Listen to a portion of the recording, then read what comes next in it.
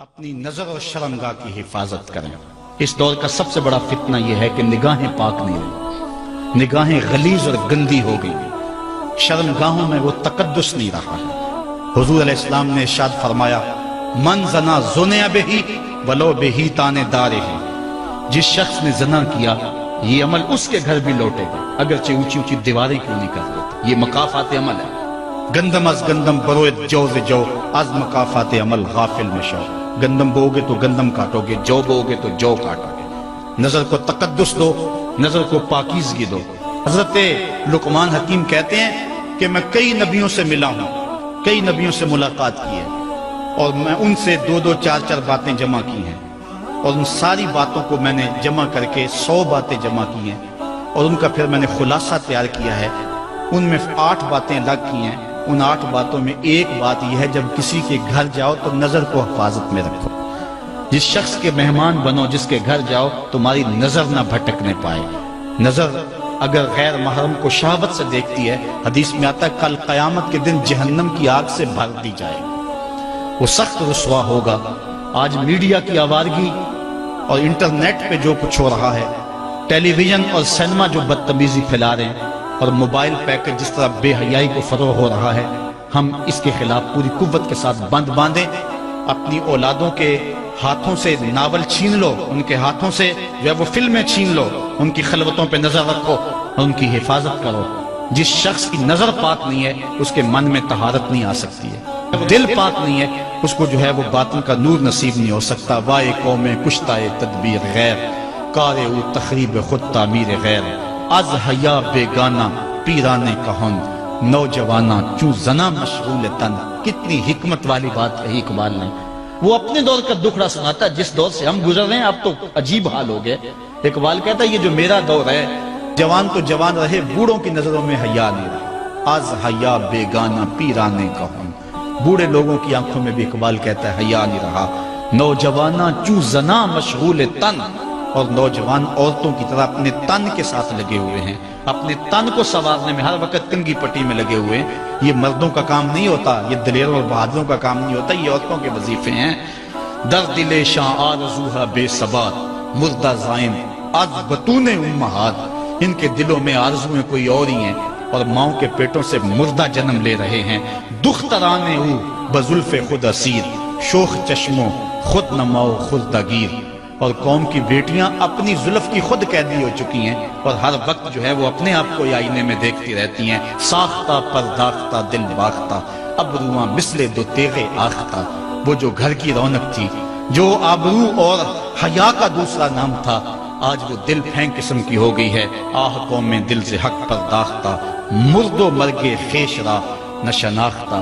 اقبال کہتا ہائے قوم کہ جو مر گئی اور اسے ابھی تک پتہ ہی نہیں چلا کہ میں مر چکی ہوں اور جینے کا سامان نہیں کرتی۔ حضور نے فرمایا ہر دین کی کوئی پہچان ہوتی ہے، میرے دین کی پہچان حیا ہے۔ اگر حیا نہیں ہے تو دین ہی نہیں ہے۔ ہم نے جس دور میں اپنے ماں باپ سے دین سیکھا تو اس وقت اتنے فرقے بھی نہیں تھے، نہ بات بات پہ شرک کے فتوے لگتے تھے، اور نہ ہی لوگ دین کو کاروبار بنائے ہوئے تھے۔ اس وقت کوئی کھڑا ہو کے نعت بھی پڑھتا تھا تو اس کی آنکھیں بند ہوتی تھیں اور تصور مدینے کی گلیوں کا طواف کر رہا ہوتا تھا۔ اور اگر کوئی پیر طریقت تھا تو اس کا مقصد مخلوق کو اللہ تک پہنچانا تھا، لوگوں کا دل اپنی جانب موڑ کے مائل کر کے اپنی جیب گرم کرنا مقصد نہیں تھا۔ اس وقت عالم دین لوگوں کی عقیدتوں کو سمیٹ کر کے، گھیر کر کے، اپنی عقیدت کے دائرے میں ڈال کر کے ان سے سطحی مفاد حاصل کرنے کا دھندا نہیں کرتے تھے۔ اس وقت عالم دین بندے کو گناہ سے نکال کر کے اللہ کی دہلیز پہ سجدہ ریز کرنے کا کام کرتے تھے۔ اور آج ہم دیکھتے ہیں کہ فرقہ پرستوں نے اسلام کو توڑ کے رکھ دیا، اور جو لوگ بیچارے اللہ کے حضور سجدہ ریز ہوتے ہیں، ان پر شرک کے اور بدعت کے فتوے لگا کر کے ان کو اسلام سے بدزن کرنے کی کوشش کی، اور نعت خوانیاں ایک بہت بڑا کاروبار بن گیا، اور پیری مریدی ایک بہت بڑا دھندا بن گیا، تو اس دور کے اندر اپنی اولاد کو سنبھالنا، وہ طرح طرح کے سوال کرتی ہے، پوچھتی ہے، تو پھر ان کو دین پر مطمئن رکھنا اتنا آسان کام نہیں ہے۔ ہمارے والدین نے ہماری تربیت کی تو ان کے لیے قدرے آسان تھا، لیکن ہمارے لیے اپنی اولاد کو سنبھالنا اور دین کی راہ پر ڈالنا قدرے مشکل ہے۔ لیکن ہمارے والدین نے جو آسان کام کیا تھا اس کے لیے بھی بڑی محنت کی تھی، اور ہم اپنی اولاد کے لیے کیا اتنی محنت کر رہے ہیں جتنی محنت ہمارے والدین نے ہمارے اوپر کی تھی۔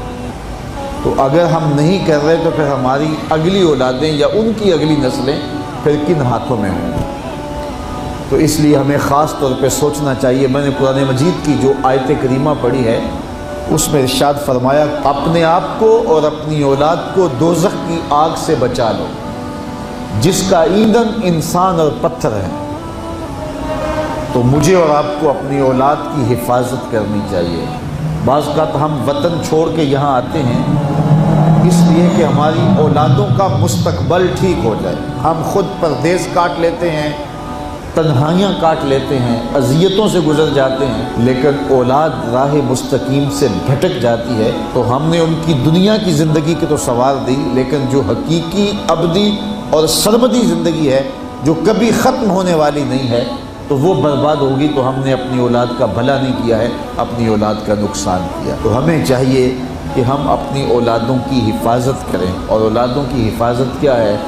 ان کے اخلاق اچھے ہوں، ان کا کردار خوبصورت ہو، ان کے دین کی حفاظت ہو، اور وہ ایک صالح، سچے اور کھرے مسلمان کے صورت اپنی زندگی گزارنے کی مشق کریں، اور اس کا عملی نتیجہ ہماری آنکھوں کے سامنے ہو۔ میرے حضور نے ارشاد فرمایا کہ اپنی اولادوں کو 3 چیزیں سکھاؤ۔ پہلی چیز حب نبیکم، اپنی اولاد کو نبی کریم علیہ السلام کا پیار سکھاؤ۔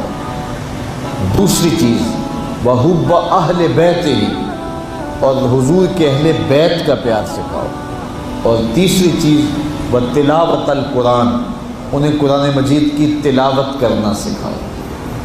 یہ 3 چیزیں آپ اگر بچپن سے ہی اپنی اولاد کے اندر داخل کر چکے تو پھر آپ کامیاب ہوئے۔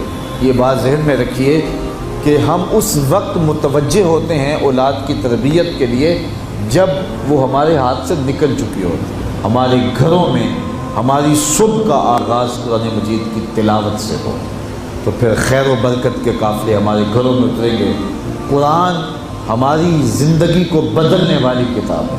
جب ہمارا ربط اس کتاب سے ہو جائے گا، پختہ تعلق اس کتاب سے قائم ہو جائے گا، تو پھر زمانے کی تیز آندھیاں بھی ہمارے پائے استقلال میں لغزش نہیں لا سکتی ہیں، نہ ہمارے عقائد میں خرابی آ سکتی ہے، نہ ہمارے عمل میں کمزوری آ سکتی ہے۔ اس لیے ہمیں معمول کے طور پہ قرآن مجید کو اپنی زندگیوں میں شامل کرنا چاہیے اور اپنی اولاد کو اس کا خوگر بنانا چاہیے۔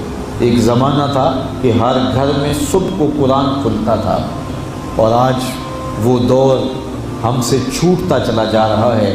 صبح کے وقت موبائل تو کھلتے ہیں لیکن قرآن نہیں کھلتا، جس کا نتیجہ کیا؟ آج بے برکتیوں کے ڈیرے ہیں۔ کثرت مال کے باوجود بھی ہم بے برکتی کی بات کرتے ہیں، اس لیے کہ ہمارے گھروں میں قرآن مجید کا چراغاں نہیں ہے۔